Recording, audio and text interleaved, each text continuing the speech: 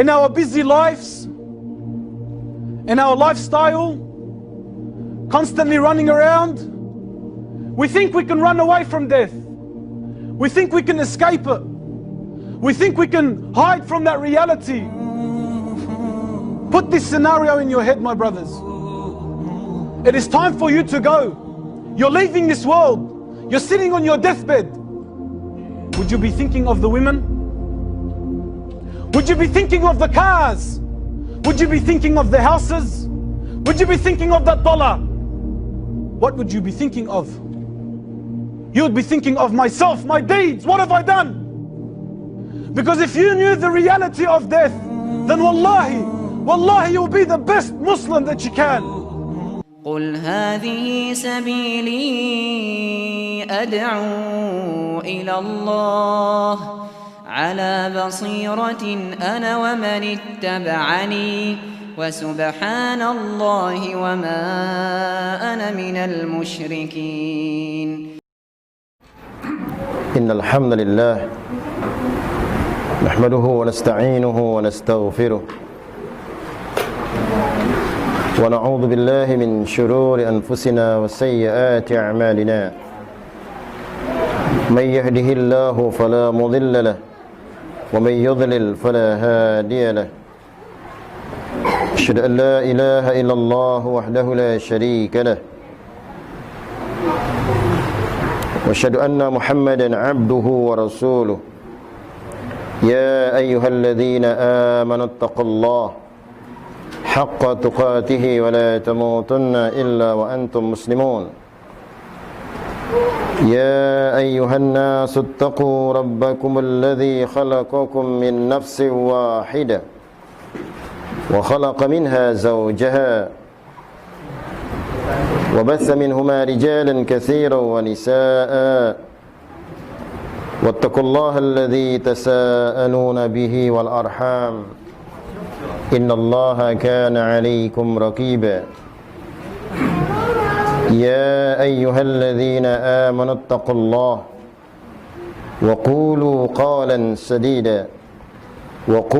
قولا سديدا يصلح لكم أعمالكم ويغفر لكم ذنوبكم ومن يطع الله ورسوله فقد فاز فوزا عظيما. أما بعد فإن أصدق الحديث كتاب الله وخير الهدي هدي محمد صلى الله عليه وسلم وشر الأمور محدثاتها وكل محدثة بدعة وكل بدعة ضلالة وكل ضلالة في النار. اللهم فصل وسلم وبارك على نبينا محمد وعلى آله وأصحابه أجمعين. أما بعد. Ayuhal hadirun rahimakumullah. Puji dan syukur senantiasa kita panjatkan kehadirat Allah Subhanahu wa taala yang selalu memberikan kenikmatan kepada kita. Tidak henti-hentinya Allah Subhanahu wa taala berikan kenikmatan ini. Kita tidak bisa menghitung kenikmatan yang Allah berikan. Wa in ta'uddu ni'matallahi la tuhsuha. Tatkala kenikmatan itu disyukuri dengan ketaatan, maka kenikmatan itu pasti akan ditambahkan Allah Subhanahu wa taala. Akan tetapi manakala kenikmatan ini tidak disyukuri dengan ketaatan, tidak mustahil suatu hari Allah Subhanahu wa taala akan mengambil kembali nikmat itu. La in syakartum la azidannakum wa la in kafartum inna adzabi lasyadid. Salawat dan salam tak lupa disampaikan pada Rasulullah sallallahu alaihi wasallam, pada keluarganya, para sahabatnya, dan mudah-mudahan kita yang selalu ittiba' kepada sunnah beliau sallallahu alaihi wasallam. Ayuhal hadirun rahimakumullah.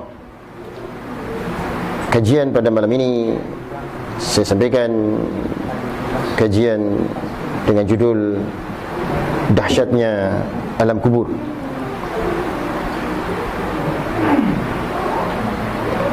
Kubur adalah sesuatu hal yang pasti.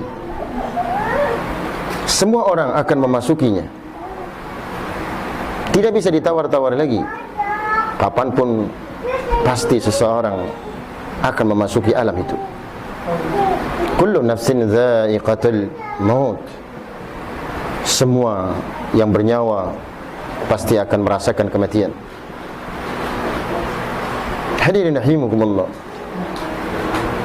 Berapa banyak pelajaran-pelajaran yang sudah Allah Subhanahu wa taala tampilkan, baik tetangga kita, karib kerabat kita, tidak mustahil adalah famili kita pun juga. Jadikan itu sebagai i'tibar. Kafa bil mauti wa'idan. Kafa bil mauti wa'idan. Cukuplah kematian adalah pelajaran bagi kita. Tinggal menunggu waktu saja. Kapanpun, dimanapun, pasti kematian itu akan datang kepada kita. Aynama takunu yudrikumul maut walau kuntum fi burujim musyayyadah. Dimanapun kalian berada, kematian itu akan datang kepada kalian, walaupun kalian berada di benteng yang paling kuat sekalipun. Qul innal mauta alladhi tafirruna minhu fa innahu mulaqikum. Katakan, sesungguhnya kematian yang kalian takutkan di dalamnya, fa innahu mulaqikum, pasti kematian itu akan datang kepada kalian. Itulah Allah Subhanahu wa taala sampaikan dalam surah Al-Jum'ah. Oleh karena itu, persiapkan diri kita untuk menghadapi kematian itu. Karena sekali lagi, i'tibar sudah Allah tampilkan, baik keluarga kita, tetangga kita, maka tinggal nunggu giliran kita. Hadirin rahimakumullah. Setelah kematian itu datang, maka ada beberapa tahapan yang harus dialami oleh seorang hamba Allah Subhanahu wa taala. Salah satu tahapan itu adalah alam kubur. Makanya salah seorang syekh menukil dan mengarang satu kitab, Al-Qabru Azabuhu wa Na'imuh. Azab dan nikmat kubur. Bisa saja seseorang mendapatkan azab kubur, dan bisa saja seseorang mendapatkan nikmat kubur. Semua dikembalikan kepada amal soleh seseorang.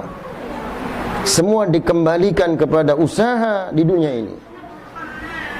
Man amila salihan fali nafsih. Barang siapa yang beramal kebaikan, maka kebaikan itu adalah untuk dirinya. Ayuhal hadirun rahimukumullah. Berbicara tentang kubur dan yang berkaitan di dalamnya, baik itu azab ataupun nikmat, maka berapa banyak Allah Subhanahu wa taala sampaikan juga di dalam Al-Qur'an. Yang berkaitan tentang azab kubur, Ahlus Sunnah wal Jamaah sepakat menyatakan tentang azabul qabri haq. Azab kubur itu benar adanya. Karena menukil dari hadis Rasulullah sallallahu alaihi wasallam, suatu hari Aisyah radhiyallahu anha kedatangan seorang wanita Yahudi. Wanita Yahudi datang kepada Aisyah dan mendoakan Aisyah dengan kalimat a'adzakillah min adzabil qabr. A'adzakillah min adzabil qabr. Itu doanya wanita Yahudi kepada Aisyah. Mudah-mudahan engkau wahai Aisyah dilindungi Allah, diselamatkan Allah dari azab kubur. Ini yang mendoakan wanita Yahudi kepada Aisyah. Bukan Aisyah mendoakan pada wanita Yahudi. Wanita Yahudi mendoakan kepada Aisyah. Maka karena Aisyah radhiyallahu anha mendapatkan ucapan itu, fas'alat Rasulullah sallam an adzabil qabr. Maka Aisyah bertanya pada Rasulullah sallam tentang azab kubur. Wahai Rasulullah, tadi ada wanita Yahudi datang kepadaku, kemudian dia mendoakan saya dengan kalimat a'adzakillah min azabil qabr. Akhirnya kata Rasulullah sallam, ya Aisyah, inna azabal qabri haq. Sesungguhnya azab kubur itu benar. Hadirin rahimakumullah. Oleh karena itu, dalil-dalil dari Quran dan Sunnah gamblang sekali tentang adanya azab dan nikmat kubur. Orang-orang yang berpaham aqlaniyun, mempergunakan akal, bagaimana seseorang ini diadab di kuburnya? Kalau buktinya di kuburnya nggak ada apa-apa. Itulah orang-orang yang memakai akal. Bisa boleh jadi azab itu adalah ruh, dan bisa boleh jadi azab itu adalah jasadnya. Sudah banyak pelajaran, nanti akan saya contohkan merujuk kepada beberapa kitab tentang orang yang mendapatkannya itu. Kita lihat penjelasan Allah Subhanahu wa taala di dalam surah At-Taubah ayat 101, a'udzubillahi minasyaitonir rajim. Sanu'adzibuhum marratain thumma yuradduna ila 'adzabin 'adzim. Kata Allah Subhanahu wa taala, kami akan mengadab mereka 2 kali. Sanu'adzibuhum marratain. Kami akan mengadab mereka 2 kali. Setelah mereka mendapatkan azab 2 kali, thumma yuradduna ila adzabin alim. Ila adzabin azim. Mereka mendapatkan azab lagi. Sudah dapat azab 2 kali, dikasih azab 1 kali lagi. 3 kali mereka dapat azab.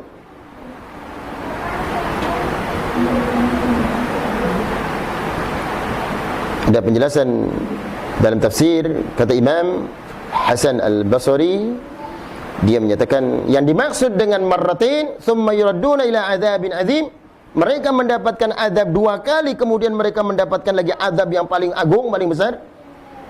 Azab 2 kali itu azabun fid dunya wa azabun fil qabr. Di dunia mereka dapat azab, di kuburnya dapat azab lagi. Insyaallah.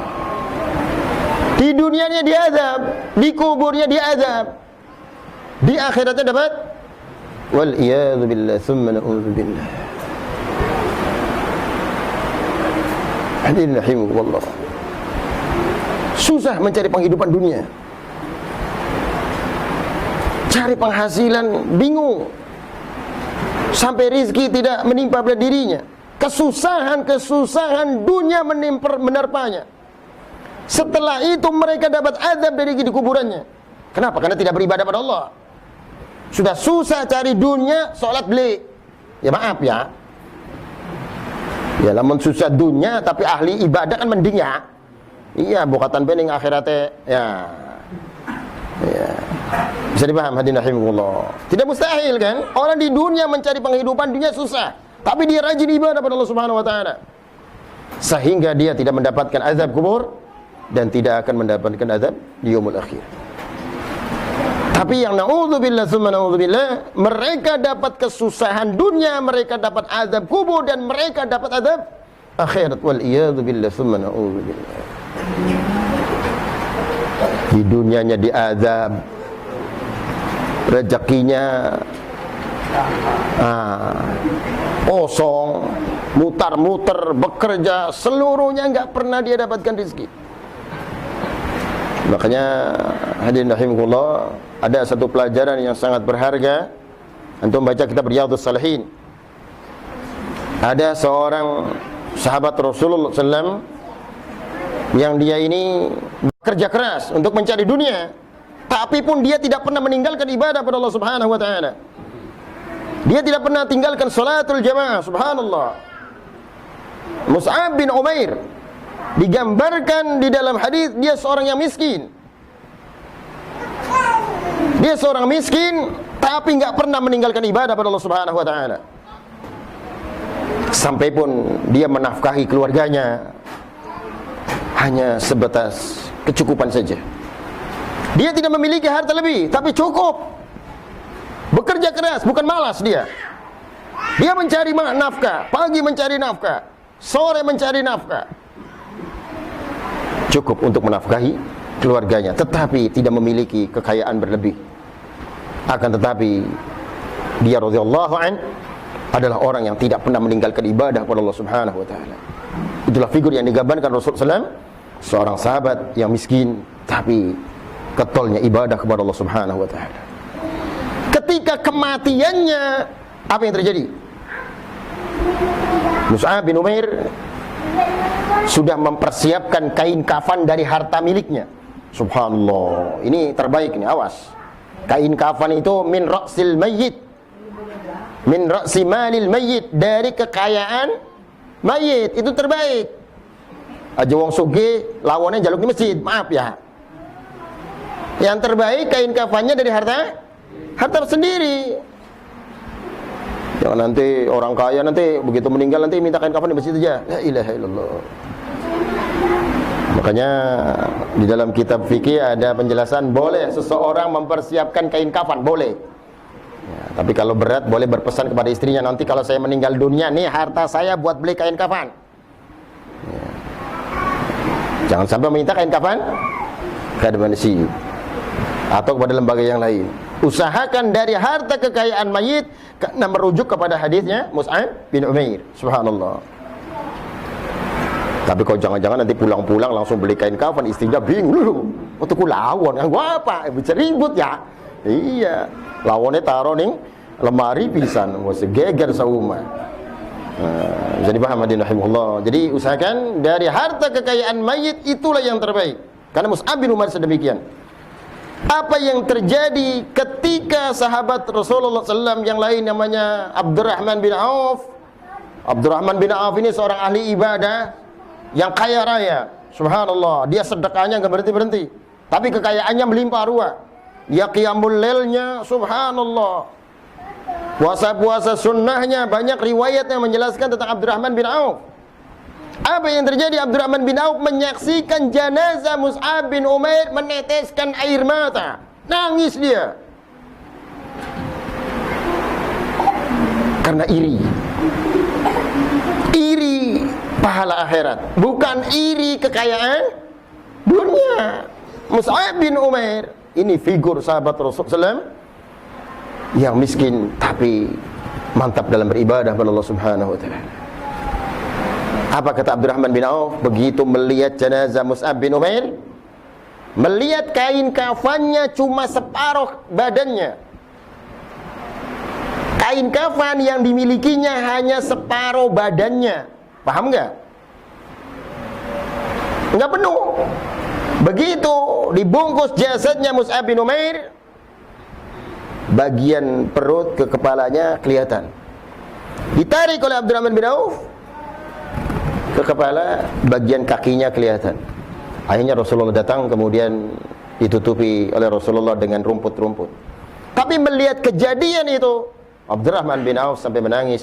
Bisa boleh jadi ibadah-ibadahnya Mus'ab bin Umair tidak diganjar di dunia, ibadahnya sahabat ini diganjar di akhirat. Tapi saya ini beribadah kepada Allah diganjar semuanya sama Allah di dunia. Sedekah-sedekah saya Allah balikan lagi. Pahala-pahala qiyamul lail saya Allah balikan lagi dengan kekayaan saya. Tapi Mus'ab bin Umair dia tidak diganjar di dunia, tapi diganjarnya di akhir. Subhanallah. Itulah ucapan Abdurrahman bin Auf. Oleh karena itu hadirin rahimahullah, jadi kisah ini jadikan pelajaran bagi kita. Kalaupun kekayaan kita memang cuma segitu-gitu, ya maaf ya, usaha beli kalah. Esok wis mangkat tekan endi sampai tekan awan, sore mangkat maning angger beli semono. Bisa dipaham? Terus kalau nggak beribadah kepada Allah bagaimana? Apa yang akan kita banggakan di hadapan Allah Subhanahu wa taala? Harta yang mana? Kekayaan nggak punya, ibadah nggak punya, apa yang akan kita banggakan? Waliyadzubillah tsumma na'udzubillah. Kalau sampai diazab di dunia, sampai di kuburan diazab, sampai di akhirat diazab. Mending kalau di dunianya diazab, tapi ibadahnya mantap, mudah-mudahan di akhiratnya tidak diazab. Jadi ini yang berkaitan tentang azab kubur. Kemudian di dalam surah As-Sajdah ayat 21 Allah Subhanahu wa taala melanjutkan, وَلَنُذِيقَنَّهُمْ مِنَ الْعَذَابِ الْأَدْنَى دُونَ الْعَذَابِ الْأَكْبَرِ لَعَلَّهُمْ يَرْجِعُونَ. Dan sungguh kami memberikan kepada mereka azab yang dekat, bukan azab yang besar, supaya mereka kembali. Yang dimaksud dengan azabul adna, kata sahabat Barra bin Azib, dia menyatakan azabun fil qabr, sungguh kami, kata Allah, akan merasakan kepada mereka azab yang dekat, azab kubur. Dari ayat-ayat ini jelas sekali bagi kita Ahlus Sunnah menyatakan adanya tentang azab kubur. Kemudian pada surah Ghafir atau surah Al-Mu'min ayat 46, Allah Subhanahu wa taala menjelaskan an-naru yu'raduna 'alaiha ghuduwan wa 'ashiyya wa yawma taqumu as-sa'ah adkhilu ala fir'aun asyaddal 'adzab. Api neraka ditampakkan kepada mereka pada waktu pagi dan waktu petangnya. Ini menunjukkan tentang adanya azab kubur. Dari ayat-ayat ini jelas sekali bagi kita tentang nas azab kubur. Merujuk kepada ucapan Rasulullah SAW, Rasulullah SAW menyatakan, kalaulah kalian mengetahui apa yang aku tahu, kalaulah kalian mengetahui apa yang aku tahu, niscaya kalian akan banyak menangis dan kalian akan sedikit untuk tertawa. La dhahiktum qalila wa la bakaitum katsira. Kalian akan sedikit tertawa dan banyak meneteskan air mata karena kalian tidak mengetahui. Sebagaimana aku tahu, justru kalian banyak tertawa, enggak pernah neteskan air mata. Pernah nangis di hadapan Allah? Enggak pernah kan?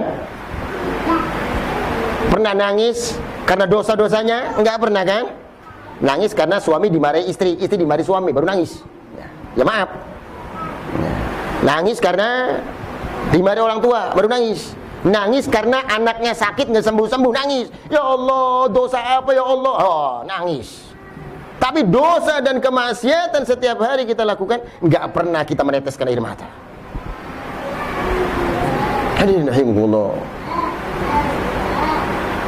Rasulullah SAW menyatakan, "Lau ta'lamuna ma a'lamu la dhahiktum qalilan wa la bakaitum katsir." Kalaulah kalian mengetahui apa yang aku tahu, niscaya kalian akan sedikit tertawa dan kalian banyak meneteskan air mata. Suatu hari Rasulullah SAW melewati pemakaman di Madinah, kuburan. Apa yang terjadi? Ketika Rasulullah SAW melewati pemakaman, ha'id min hitanil Madinah, fasami'a saut. Rasulullah mendengarkan yang menjerit-jerit. Fayu'adziban, mereka mendapatkan azab di dalam kuburnya. Rasulullah SAW menjelaskan mereka ini diazab bukan karena dosa-dosa besar. Mereka ini diazab bukan karena dosa-dosa besar. Wajar kalau dosa besar mah, syirik pada Allah, membunuh, ya kan? Ini dosanya yang dilakukan dosa-dosa kecil. Apa diantaranya? Istanzihu minal baul, kata Rasulullah. Cuci habis buang air kecil. Fa inna ammata adzabil qabri minhu, karena kebanyakan orang yang diazab di dalam kubur karena kalau habis buang air kecil enggak cuci. Habis buang air kecil tidak dibersihkan. Kadang-kadang kalau dalam perjalanan begitu ingin buang air kecil masuk aja kebon, udah. Ya kan? Waliyadzubillah, enggak pernah dibersihkan. Nah, inilah orang-orang yang mendapatkan azab kubur. Kemudian yang kedua kata Rasulullah, an-namimah, orang yang selalu mengadu domba, wal iyadzubillah, tsumma na'udzubillah. Hadirin rahimakumullah, ini yang berkaitan tentang nas azab kubur. Ada satu riwayat dan kisah dijelaskan oleh Rasulullah SAW ketika Rasulullah SAW memakamkan salah seorang sahabatnya. Dijelaskan oleh Syekh Albani di dalam kitab Ahkamul Janaiz. Tatkala Rasulullah SAW memakamkan jenazah Ansar, kemudian Rasulullah SAW setelah memakamkan jenazah ini berdiri sejenak dan semua sahabat tertuju pandangannya kepada Rasulullah SAW. Para sahabat terdiam. Kata Rasulullah SAW, ta'awwadhu billah min azabil qabr. Mintalah kalian perlindungan kepada Allah Subhanahu wa taala dari azab kubur, dari dahsyatnya alam kubur.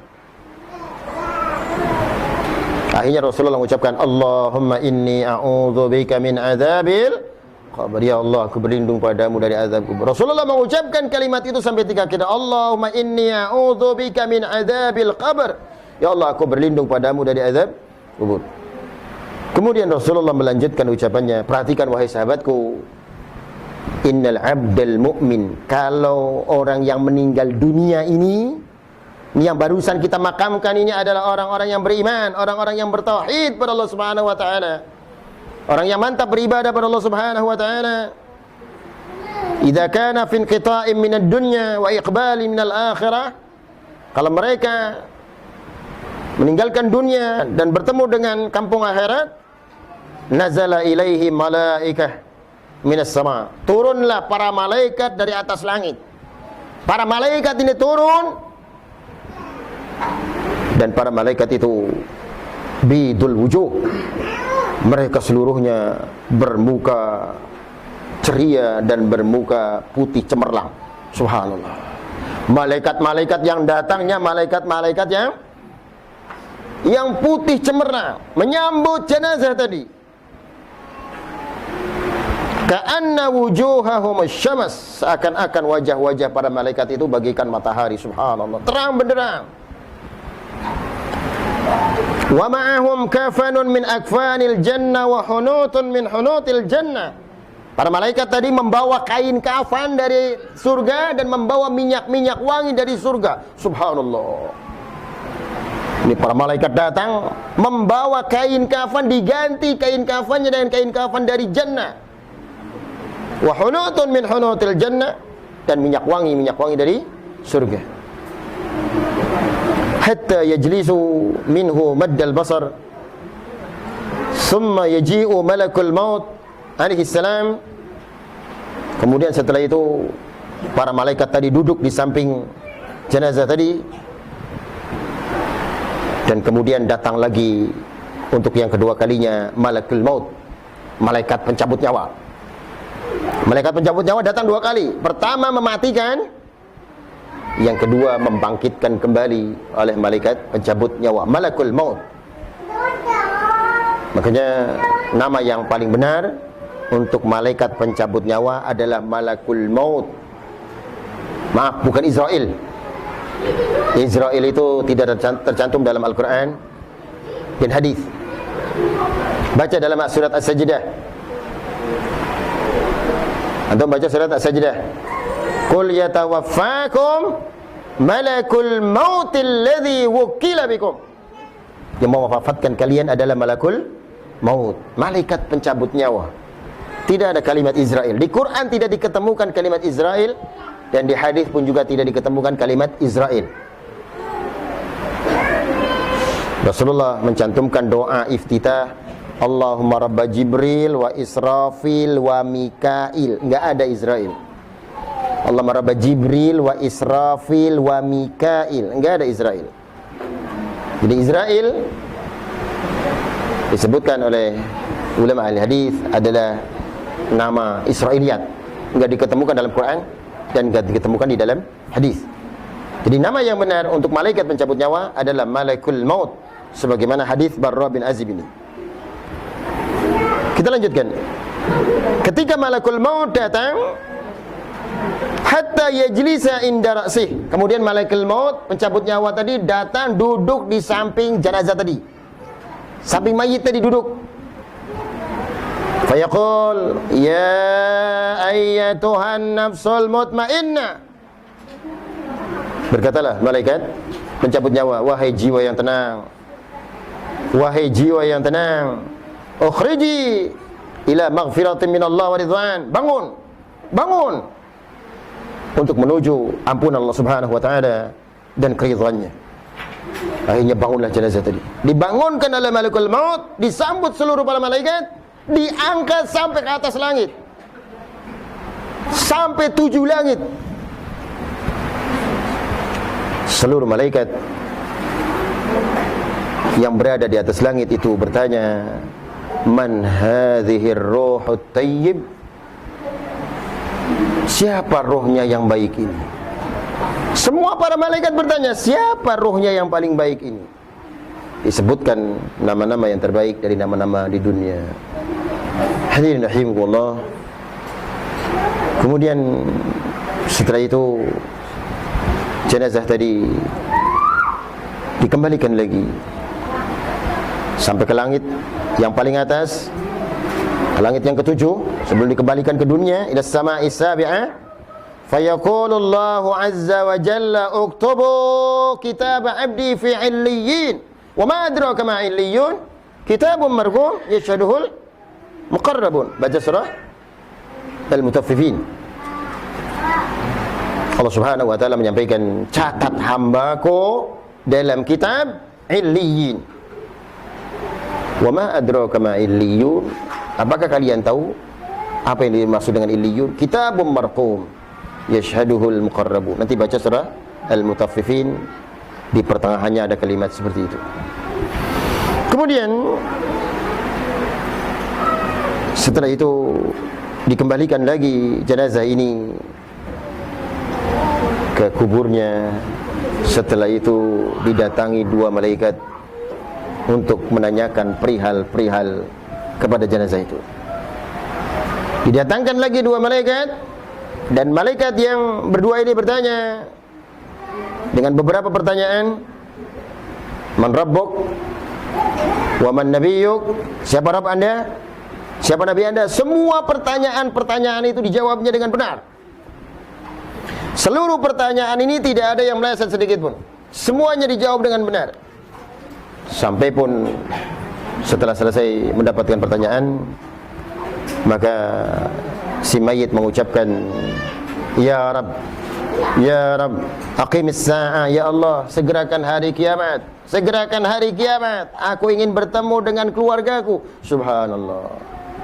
Itulah orang-orang yang meninggal dalam keadaan beriman, dalam keadaan bertauhid, dan orang-orang yang ahli ibadah. Wa ammal kafir ay fajir, adapun orang-orang kafir, orang-orang yang selalu melakukan perbuatan dosa, fajir, apabila mereka meninggalkan dunia dan kembali kepada alam akhirat, nazala ilaihi minas sama' malaikatun ghiladun syidadun la ya'suna Allah ma amarahum wa yaf'aluna ma yu'marun. Baca surah At-Tahrim. Jenazah yang kafir, yang fajir, yang pendosa ini, begitu berada di kuburnya, maka jenazah ini didatangi oleh para malaikat sudul wujuh, malaikat-malaikat yang bermuka hitam, ghiladun syidad, keras-keras dan kasar-kasar. Insyaallah, malaikatnya bengis-bengis. Ghiladun syidad la ya'suna Allah ma amarahum wa yaf'aluna ma yu'marun. Ayuhal hadirun rahimakumullah. Fayajlisuna minhum maddal basar, summa yaji'u malakul maut. Kemudian datang lagi malakul maut. Malakul maut datang untuk kedua kalinya kepada orang yang fajir dan kafir ini, mengucapkan, Ya ayyatuhan nafsul khabitha, wahai jiwa yang busuk, wahai jiwa yang busuk, ukhruji, keluarlah, bangunlah, keluarlah dan bangunlah untuk menuju kemurkaan Allah Subhanahu wa ta'ala. Mayit ini kemudian diangkatlah sampai ke atas langit, dan seluruh langit tidak ada yang membukanya. Kalau waktu yang pertama tadi sampai langit ketujuh masuk, semua malaikat-malaikat di atas langit menyatakan, Ma hadhihur ruhut thayyib, siapa yang rohnya yang baik ini. Tapi yang kedua ini, begitu naik ke atas langit, tidak bisa dibuka pintu langit. Hadirin rahimahullah, Allah Subhanahu wa ta'ala menjelaskan tentang ini di dalam Al-Quran. Orang-orang yang melakukan kemaksiatan, kesyirikan, orang fajir, orang kafir, bagi mereka tidak akan dibukakan pintu langit. La tufattahu lahum abwabus sama' wa la yadkhuluna al-jannah hatta yalijal jamalu fi sammil hiyat. Mereka tidak akan dibukakan pintu langit dan tidak akan memasuki surga sampai onta masuk lubang jarum. Antum paham? Onta masuk lubang jarum? Lubang jarum seberapa? Onta masuk lubang jarum. Gimana? Sampai Allah mentamsilkan seperti itu. Akhirnya dikembalikan lagi ke kuburnya. Kemudian datanglah dua malaikat. Dua malaikat ini menanyakan, man rabbuk, man nabiyyuk. Seluruh pertanyaan-pertanyaan tidak ada satu pun dijawabnya. La adri, aku tidak tahu, aku tidak tahu. Dia hanya ditanya, jawabnya aku tidak tahu. Siapa Tuhanmu? Enggak tahu. Siapa nabimu? Enggak tahu. Semua dijawab dengan kalimat tidak tahu. Sampai dihadapkan di hadapan jenazah ini satu sosok tubuh yang sangat buruk, yang berbau. Satu sosok tubuh ini kemudian ditanya oleh jenazah, man anta? Siapa engkau? Satu sosok tubuh di hadapan jenazah itu mengucapkan, ana amalukal khabith. Ana amalukal khabith. Saya amalan anda yang buruk itu. Subhanallah. Hadirin rahimakumullah. Maha suci Allah Subhanahu wa taala. Itu yang digambarkan Rasulullah SAW ketika pemakaman jenazah Ansar. Dari sini jelas sekali bagi kita tentang adanya azab dan nikmat kubur. Dan kita harus yakin dengan seyakin-yakinnya bahwa itu ada. Kalaulah Rasulullah SAW sudah memberikan contoh, maka sudah pasti hal itu akan berlaku sepanjang masa. Saya pernah baca kitab judulnya Alamatu Su'il Khatimah. Alamatu Su'il Khatimah, tanda-tanda buruk akhir hayat. Ada Su'ul Khatimah, ada Husnul Khatimah. Awas kalau ngasih nama anak jangan Su'ul Khatimah ya. Iya, na'udzubillah. Husnul Khatimah ya. Iya. Di dalam kitab Alamatu Su'il Khatimah ada satu riwayat menyatakan satu peristiwa di Yordan, wallahu alam, syekh itu bercerita ketika habis salatul Jum'ah, tepatnya di hari Jumat ketika itu, ada seorang anak muda meninggal dunia. Akan tetapi seorang anak muda ini meninggal dunia karena kecelakaan, tertabrak kendaraan sampai dia mati. Ba'da Jum'ah, jenazahnya segera mau dimakamkan. Hadirin rahimakumullah. Setelah digali liang lahat, sudah siap untuk dimakamkan jenazah ini, maka semua orang yang mau memakamkan jenazah anak muda ini bingung semua. Mereka tidak berani memakamkan jenazah ke liang lahat karena ada satu sebab di dalam liang lahat itu. Akhirnya orang-orang yang berkerumun menghadapi pemakaman mencari seorang syekh. Bagaimana solusinya menghadapi ini? Dicarilah seorang syekh. Maka begitu dipanggillah syekh, wahai syekh, bermasalah kuburan anak muda ini. Ada apa? Syekh harus melihat di sana. Akhirnya begitu syekhnya melihat di pemakaman, di kuburan yang lahat yang sudah digali, terkejut syekhnya, kaget. Astaghfirullahaladzim. Ada ular yang sangat besar.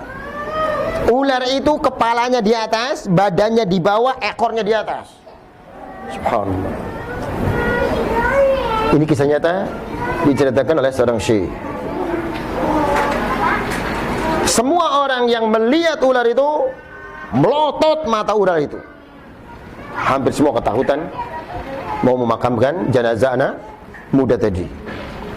Apa kata syekh? Cari tempat lain, gali tempat lain untuk memakamkan jenazah anak muda tadi. Akhirnya dicarilah tempat berjarak sekitar 200 meter, agak jauh. Maka kemudian setelah digali, Mereka juga bingung lagi. Ternyata ular tadi yang berada di pertama itu lari ke tempat berikutnya.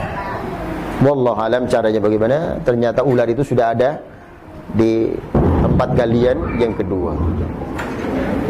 Kata Syekh, ini bagaimana kita kalau tidak memakamkan jenazah ini, sementara kondisinya seperti ini. Sampai akhirnya saya berkata, coba tengok di galian yang pertama. Ternyata di galian pertama tidak ada. Rupanya ular ini masuk ke dalam, masuk ke galian yang kedua. Wal iyadu billah summa na'udzubillah. Akhirnya kata Syekh, kita bersama-sama untuk mengangkat ular ini. Diambillah sebilah kayu yang sangat besar. Kemudian dia angkatlah ular ini, kemudian dipinggirkan. Setelah itu jenazah itu dimakamkan ke liang lahat. Hadirin rahimakumullah, apa yang terjadi?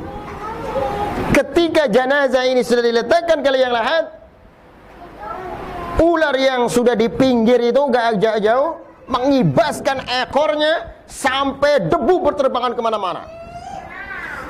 Debu ini berterbangan kemana-mana, orang sampai gak pernah melihat.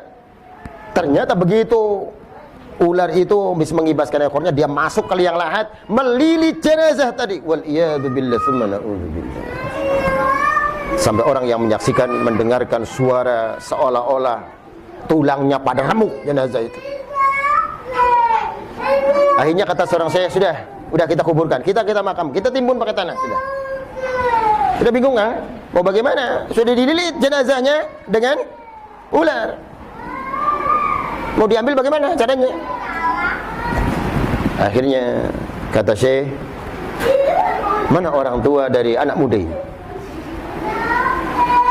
Orang-orang yang mengantarkannya, dia masih ada di rumahnya, dia tidak ikut mengantarkan anaknya. Datanglah seorang Syekh ini kepada orang tuanya dan bertanya pada orang tuanya, ya Aba Fulan, saya mau bertanya pada anda satu pertanyaan. Apa yang dilakukan anak anda ini? Anak anda ini melakukan apa sampai kami dibikin bingung untuk memakamkan jenazah anak anda? Dan ternyata orang tuanya sudah mendengarkan berita tentang itu. Kata orang tuanya, anak saya itu adalah anak yang sangat baik sekali. Anak saya itu adalah anak yang sangat baik sekali, akan tetapi anak saya itu tarikus shalah. Wal iyadu billah summa na'udzubillah. Anak saya itu enggak mau mengerjakan salat. Dia selalu meninggalkan salat. Berapa banyak setiap hari saya nasihati salat. Ternyata enggak dianggap apa-apa ucapan saya. Ya sudah capek saya sebagai orang tua. Hadirin rahimakumullah. Ini kisah nyata diceritakan di dalam kitab Alamatu Su'il Khatimah. Jadi tidak mustahil dari situ ada tentang alam kubur, mereka mendapatkan azab. Bisa boleh jadi ruh, bisa boleh jadi jasadnya. Al-Imam Az-Zahabi rahimahullah, Imam Az-Zahabi itu termasuk imam hadis ya. Dia banyak mengarang kitab termasuk Al-Kabair, dosa-dosa besar. Kalau antum punya buku judulnya dosa-dosa besar, itu Imam Az-Zahabi yang ngarang. Imam Az-Zahabi menukilkan di dalam kitabnya Al-Kabair, ada satu riwayat, satu cerita. Ada seorang ibu memiliki dua orang anak. Kedua anaknya ini laki-laki dan perempuan. Akan tetapi anak perempuannya lebih dahulu meninggal dunia. Anak gadisnya ini meninggal dunia lebih dulu daripada anak laki-lakinya. Kemudian dikuburkanlah jenazahnya, dan saudara kandungnya ikut mengantarkan jenazahnya sampai ke liang lahat. Wallahu alam benar apa tidak cerita ini termaktub dalam kitab Al-Kabair. Begitu saudara kandungnya meletakkan jenazah saudarinya ke liang lahat, dia membawa sesuatu di sakunya dan dia tidak merasa sesuatu itu jatuh dari sakunya. Setelah dia merunduk, taruh jenazah itu, kemudian semua orang menimbun dengan tanah. Sampai pun sudah selesai, orang sudah pulang semua ke rumah mereka masing-masing. Anak muda ini keingat, saya membawa sesuatu di saku saya, kemana sesuatu ini? Dia ingat, subhanallah, sepertinya sesuatu itu jatuh ketika saya meletakkan jenazah saudari saya. Akhirnya dia kembali lagi ke kuburan. Dia kembali lagi ke kuburan, dia cangkul lagi kuburan saudari kandungnya. Apa yang terjadi hadirin rahimakumullah? Dia terkejut, kaget. Inna qabrahu yashta'ilu 'alaiha naran. Kuburannya penuh dengan api. Kebakar semua jenazah saudarinya. Dia tutup kembali, dia tidak jadi mengambil sesuatu yang dia miliki itu. Dia kembali ke rumah ibunya, dia bertanya kepada ibunya, ya ummi, ya ummi, ya ummi, akhbirni an ukhti, wahai ibuku, ceritakan saudari kandungku. Wahai ibuku, apa yang dilakukan saudariku? Ibunya mengucapkan, ya waladi, wahai anakku, apa yang kau saksikan? Anak laki-lakinya mengucapkan, saya tadi mencangkul kuburannya, mengambil sesuatu barang yang saya miliki. Ternyata sampai di kuburannya penuh dengan api. Inna qabrahu yashta'ilu 'alaiha naran. Penuh dengan api. Fabakat ummuh. Nangislah ibunya. Ya waladi, wahai anak laki-lakiku, inna ukhtuka tatahawanus salah an waqtiha. Itulah saudari kandungmu yang sengaja nunda-nunda solat dari waktunya. Bukan dia enggak solat, dia nunda-nunda solat dari waktunya. Fa kaifa halun man la yusalli? Bagaimana keadaan orang yang enggak solat? Yang solat ngundur-ngundur kayak enen. Apa maning beli? Apa kan suara apa? Adzan dah. Buru-buru be ente madan kok dingin turun peragat gini ya. Udah cukup apa masih lama nih? Hari kita mah cukup ya cukup, jangan langal ya. Hadirin rahimakumullah. Ini diantara adanya adab kubur dan nikmat kubur. Maka di sini ada beberapa penjelasan yang seseorang ini bisa terlepas dari azab kubur. Di antaranya yang pertama, orang yang mati syahid, dia akan terbebas dari azab kubur. Orang yang meninggal dunia dalam mati syahid, dia akan terbebas dari azab kubur. Kemudian dijelaskan yang kedua, orang yang senantiasa membaca surah Al-Mulk. Suratul Mulk, surah Tabarak al-mani' min azabil qabr. Surah Al-Mulk, tabarakalladzi, apal enggak? Pada menang bae. Al-Mulk mengerti bila Al-Mulk kok. Ya, masa tabarak dia apal ya? Ya, baru tapi dia apal ya. Ya. Biasanya ngapalakannya anu ya rojak, yang rojak ping 2000 ya. Iya. Suratul Mulk al-mani' min azabil qabr. Surah Al-Mulk tabarak ini pencegah dari azab kubur. Makanya Rasulullah SAW menganjurkan baca surah ini sebelum mau tidur. Antum kalau mau tidur jangan lupa baca tabarak. Ustaz beli hafal ya dibaca Qur'annya ya. Bisa dipaham? Jadi kalau enggak hafal dibaca Al-Qur'annya. Insyaallah sering dibaca tiap malam pasti hafal. Bisa dipaham hadirin rahimahullah. Ini salah satu hal yang bisa terlepas dari adab kubur. Jadi kalau mau tidur tuh baca surat Al-Ikhlas, Al-Falaq, An-Nas. Jangan lupa ini. Ya, ditiup, kemudian setelah baca ditiup 2 telapak tangan, baca 3 surah itu, kemudian diusapkan ke jasad. Diulangi sampai 3 kali. Setelah membaca surat Al-Ikhlas, Al-Falaq, An-Nas 3 kali, baca ayatul kursi. Jangan lupa. Allah Subhanahu wa ta'ala akan menjaga seseorang dalam tidurnya ketika baca ayatul kursi. Ayat kursinya jangan ditempel-tempelin di tembok-tembok. Ngapain? Alasannya supaya malingnya beli mancing. Maling bakal ditangkap, ditakoni baca ayat kursi. Iya. Jadi ayat kursinya dibaca, jangan ditempel-tempelin. Ini ayat kursi. Kemudian baca 2 ayat terakhir Al-Baqarah. Kemudian baca surah Al-Kafirun. Qul ya ayyuhal kafirun. bara'atun minasyirik, akan bisa terbebas dari kemusyrikan. Baca lagi surah Al-Mulk, dan yang terakhir boleh baca surah Alif Lam Mim Sajdah. Saya ketika menerangkan begini di salah satu masjid, Ustaz turu kapan? Iya, ngaji baik aja ya. Iya. Jadi kesimpulannya itu yang kalau mampu kita masih belum ngantuk, usahakan itu. Tapi kalau sudah ngantuk berat, yang ngerti sendiri ya.